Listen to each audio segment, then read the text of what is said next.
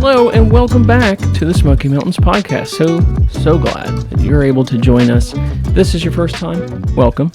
Glad you found us. There's plenty more to listen to or watch, depending on what platform you're on. So be sure to go check it out.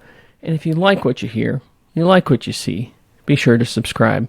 If you're on YouTube, be sure to leave a comment. Say, hey, tell us what you liked about the episode, who you might want to see on a future episode of the Smoky Mountains podcast. We'll do our best to try to get that guest on. So I'm excited to show you the interview for today's podcast. The guest that I found, it wasn't on purpose. I actually was in the process of looking for gift ideas for a website newsletter that we were sending out. And I happened to stumble across this person who had written some books out there on Amazon, both nonfiction and fiction books. So I was immediately intrigued. So I did a little bit of digging into this person and immediately wanted to reach out and do an interview. So without further ado, here's my interview with Sarah Seton Myers. All right, today on the podcast we have with us Sarah Seton Myers. She's a homeschooling mom and author of Letters from Papaw, Stories from Cades Cove in the Great Smoky Mountains, as well as the historical fiction series Buried Reserve. Thank you so much for joining us on the podcast today. Can you tell us just a little bit about yourself? Yes, thank you so much for having me. I have lived in the foothills of the Smoky Mountains my entire life. So I've lived in East Tennessee, and I now live with my husband and 4 children. We homeschool, and so we have, the youngest is 6 and the oldest is 14. So we have 2 boys and 2 girls. And we spend a lot of time outside. We spend a lot of time hiking in the Smokies. We have 3 toy poodles, one who is about to turn 18. Oh, wow. Which I'm not sure how to explain that, but she's still alive. Originally, I went to Maryville College in Blount County, and my degree is in business and organizational management.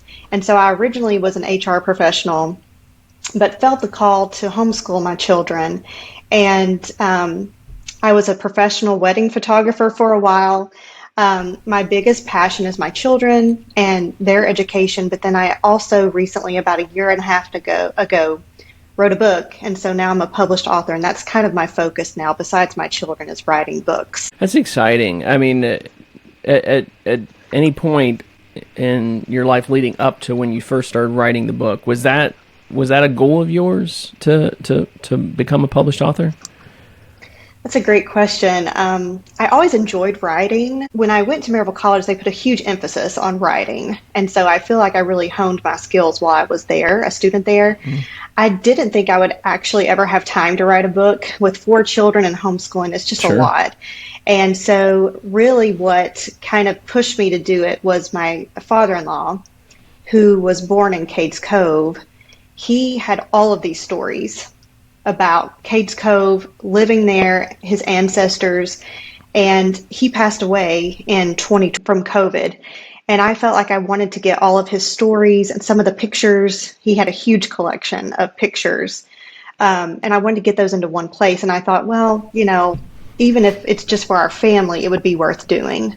Yeah. And during that process, I realized how much I loved it and how much it was just so fulfilling to share that with other people. And I realized I can actually do this. I can somehow manage my time and do both. And so far, I've been able to write several more books. Talking about your Letters from Papaw book, is there any particular story from it that you wouldn't mind sharing from the book? Sure. Yeah, so I have it here so your viewers can see what it looks like. But my daughter, who is now 14, did this illustration for me on the front.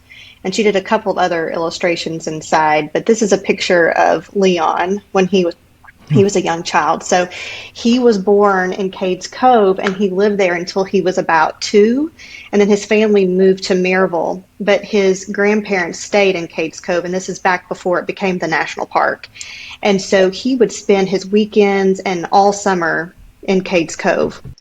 So he had these funny stories and some that were just mind-blowing that he would tell, and some of them weren't appropriate for children, but a lot of them were. And so I think my favorite section of the book is the section on the games that they would play. So I wrote the book in such a way that families could read this like a read aloud and just do a chapter at a time. And I think the best way for children to learn is when they don't realize they're learning. And so this was one of those where it's written in a way where the grandfather is writing to the children and telling them about his life, and the children are like, we had no idea, because you know how children are. They really are focused on themselves, and they don't really think about the lives that were lived before them. Yeah. So there's a section on games that were played in Cades Cove. And so I go through and explain what it was called, how to play, the rules. And so even my children will play some of the games. So I really enjoy that section. But the book is filled with information about what it was like living there. Where did they get their food? How did they make money? We talk about them having to travel from Cades Cove. They would walk a lot of times from Cades Cove to Maryville and back, which sounds kind of crazy to us, but it was just, that was common back then. And I really enjoy the aspect of the book where I encourage children to write to their elderly family members. I even explain how to properly address an envelope so that they can reach out to their grandparents, great aunts, uncles, and start that conversation of, well, what was it like when you grew up? Where did you grow up? What did you play? What was life like? And I think it's so good for us to have that. And then it's in writing. If that person writes back to the children, they have something that they can treasure forever. It's a great thing to instill, like people of all ages, really, to document things. You know, we easily forget, right? So to be able to document, and I think there's a science behind writing things down as well that kind of even solidifies it more in our minds. Now, Yes. I liked when you said you can tell that you're local to the area because you didn't say Maryville. It was Maryville. So I've heard that that I've pronounced that wrong in the past. So that's one of those things that kind of separates you from someone who hasn't lived there all of their life. So Yeah. but yeah, I love that concept. We've given books to my parents before. They make these books now where it'll give prompts, and Yes. with the prompt, they fill it out, and there you kind of have like a biography of your parents, grandparents, whomever. So that kind of stuff is fascinating to hear stories. There's stories still that my dad told me about Vietnam here recently that I'd never heard, and I'm an adult now, so fascinating to learn your family history like that. Yes. So Cades Cove, obviously holds a special place in your heart, and visitors from all over come, and that's one of those things, like when they're wanting to get out in nature and they're not necessarily hikers, that's one of the first places that people go. It's one of the most recommended places. What are the aspects of Cades Cove and the Great Smoky Mountains that you find the most fascinating or inspiring when it comes to writing or in context of your, the relationship with your father-in-law that you previously had? I have memories as a child going to Cades Cove, and to be honest, I remember being really bored. I couldn't appreciate it. Sure. And I think what it comes down to is with anything, anytime that we have a plan to take our children somewhere new, whether it be a vacation or a field trip, we try to do research ahead of time. Could be watching YouTube videos, could be going to the library and getting books. But I think that when children and adults alike understand the location better, understand the history, then when they actually visit the locations, they're going to have a much deeper appreciation for it. Sure. And I feel like that's really true for Cades Cove because it is beautiful, it's breathtaking, but it takes it to another level when you are standing there and you're looking at the mountains and you're looking at the same view that the people who lived there, and that was their life. And I feel like after doing all the research about Leon and his family, I can't visit Cades Cove and see it with the same eyes anymore. I feel like if you can understand the people and some of the history and some of the stories when you go and you visit and you're going in the Oliver cabin, you're just going to have a deeper appreciation. And I think children as well. I feel like for my family, the Smoky Mountains and Cades Cove, living so close. You know, I remind my children all the time how blessed we are to be able to drive 45 minutes and be in the middle of the mountains when we go hiking, and just appreciating the nature, the areas that are untouched, the areas that don't have roads and buildings. And I just think that having an appreciation for history and nature ahead of time allows visitors to fully immerse themselves in the experience of visiting a place like Cades Cove. Yeah, I like one of the things you said there. You think about when you're looking at these beautiful views. These are the same views that people long before you, who have been gone for many, many years, had when they came through that same area. The same can't be said when you go through Gatlinburg, and I love Gatlinburg. But you have to look up old pictures to see what Gatlinburg looked like before it was developed the way that it has been. But Cades Cove's not that way. Cades Cove has not been developed. It's not been touched other than the road that runs through it and some fences, of course, that have probably been there quite a long time. But yeah, I love that. Yeah. You're looking at the same views, the same mountains as those that came before. So changing gears then for just a moment, I love that you keep bringing it back to families and children and talking about learning. So, and you've touched on this a little bit, but you indicated that you like to teach through the visual. You told me before we had this conversation here that you would take field trips with your kids your children that you homeschool. Talk about some of those trips and some ways that people who do homeschool, and even those that don't, might be able to find trips that are both educational and still entertaining in their area. Yeah. So I already mentioned we love the nature aspect of the mountains. So, sometimes the best thing for our family is to get out of the house and get fresh air. And so there are so many options for that in the mountains. We enjoy, I would say, Middle Prong Trail is probably one of our family's favorite trails. I feel like if I'm going to go on a hike, I want to be near water. I feel like that's the full experience, just to be near water. So Middle Prong is a great option if there's anyone visiting the area or living in this area that hasn't tried that trail. I highly recommend it. In terms of other field trips, there are so many options. You have a lot of the kind of touristy attractions, but they're still amazing. We really enjoy going to Rainforest Zoo, is in Pigeon Forge. And they have more of like the exotic animals, tropical animals. These are not the animals that you're going to see typically at the zoo. And we also enjoy Parrot Mountain, which is really close to Dollywood. Really fun experience where you can feed the birds. The birds will land on you. Some people might not enjoy that, but my children did. Also, there are so many places that offer homeschool discounts. So one of the biggest one would be Ripley's Aquarium in Gatlinburg. They offer a fantastic discount for homeschool families. If you have an ID, a homeschool ID, then you can have you can get a ticket for $10.99 per child, but you have to show your ID. Actually, all of the Ripley's, even the Ripley's Putt-Putt, if you show your homeschool ID, you can do. So there's a lot of fun things you can do with your homeschool discount that might not be technically educational. Also, the Titanic Museum, Alcatraz Museum, they will do homeschool discounts.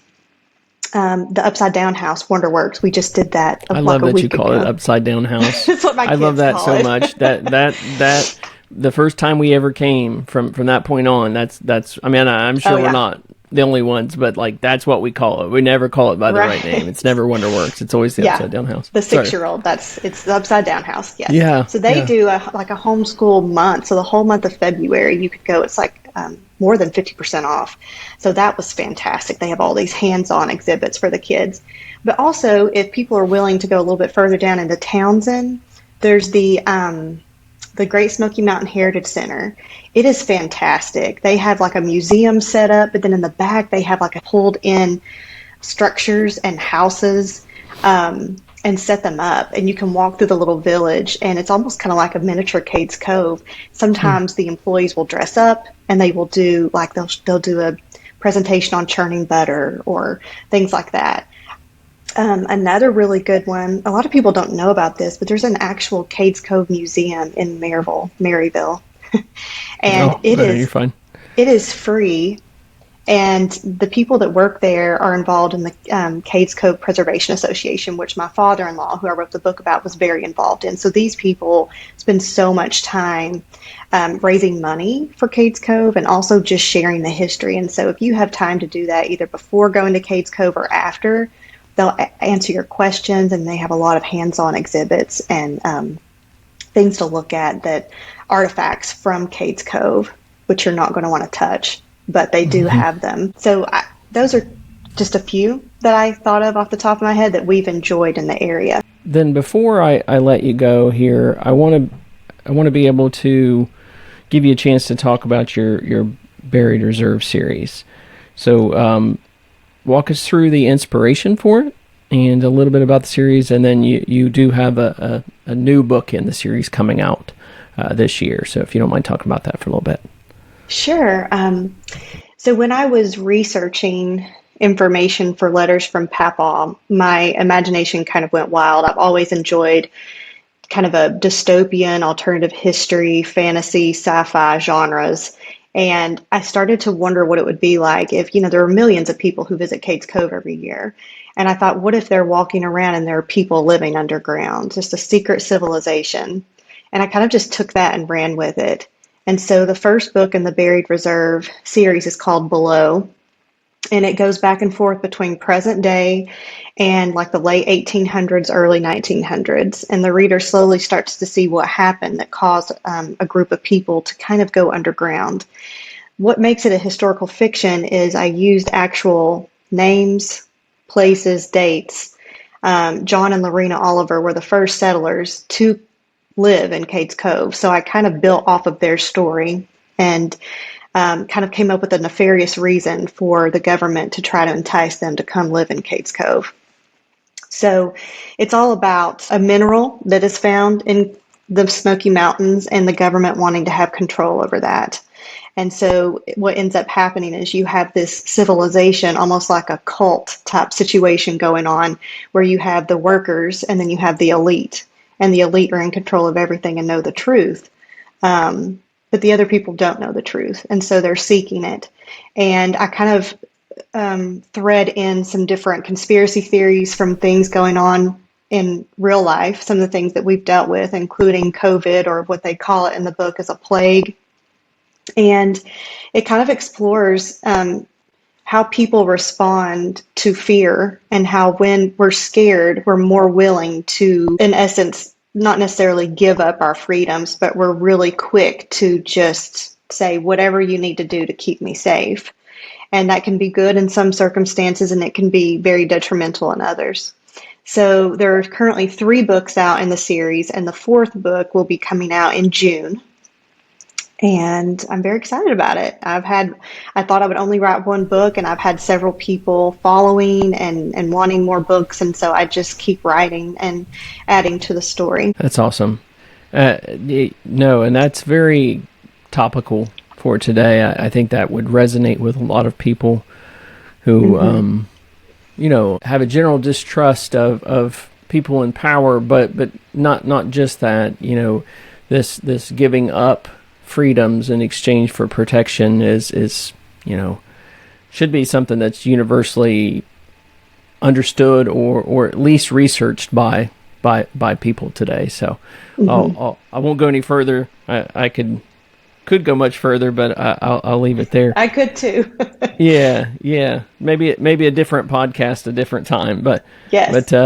But so yeah, that sounds awesome. So that's coming out in June.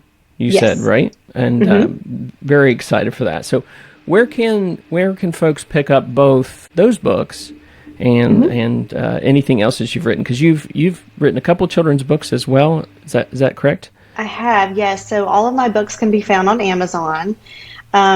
The children's books are not available on Kindle, but the other books are available on Kindle and Kindle Unlimited for people who have that subscription. I have written a book called Mimu the Emu, which is based on an emu. It's a true story about an emu that got loose here in East Tennessee. It jumped the fence because they were doing logging behind his farm, and he just ran, and he it just created this sensational viral story that went all over the world. And the police chased him for miles and miles. And it was just such a cute story of a community coming together to help Mimu get back home safely.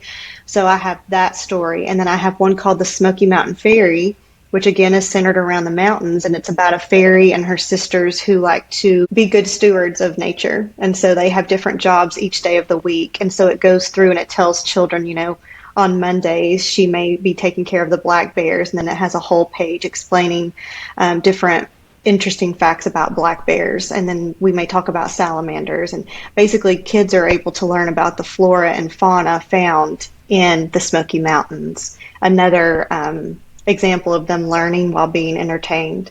But it focuses on children learning how to be good stewards of the environment, how to leave it as we found it, but also they learn more about the creatures and the plants that grow. And then I have a pen name, Lorraine Cook, for anyone who's interested in that. I have a series with another local author, and it's called Where's Valley Witches, and it's a fun story about some twins that move back to the area and they start having weird things happen to them. Learn that they're descendants of granny witches, which I don't know if you've heard of granny witches from the Appalachian Mountains, but we kind of took that and did a little twist on it. So for anyone who likes paranormal, like cozy mysteries, that's available under Lorraine Cook. Okay.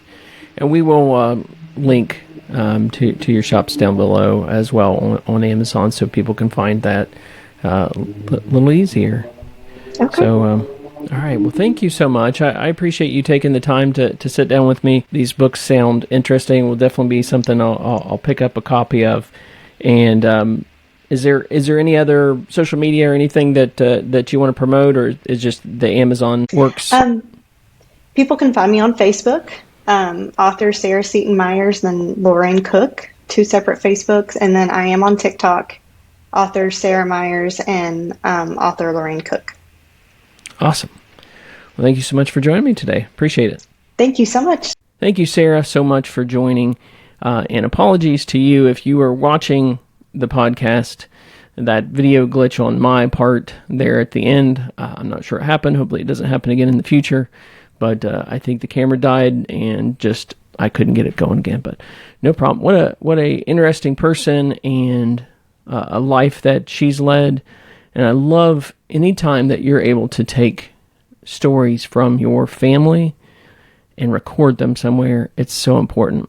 When your kids are little, if you're able to write things down, to take videos, to take audio, pictures, whatever it is, capture those moments so that you can show them to them when they're adults, show them to their kids. But then you just kind of have a snapshot in time of your life in that moment. But then also, if you've got the older generation in your life, be sure to have them tell you stories. Be sure to listen and sit down with them, and don't let the stories die with them. Write them down, commit them to memory, so that their legacy lives on. This podcast has been brought to you by allaboutthesmokies.com. Allaboutthesmokies.com is your premier destination for planning your Smoky Mountain vacation. Whether it's things to do, calendar of events, coupons, and so much more. Be sure to check out allaboutthesmokies.com. But that'll do it. This has been another podcast from the Great Smoky Mountains. We hope you have a great day. God bless.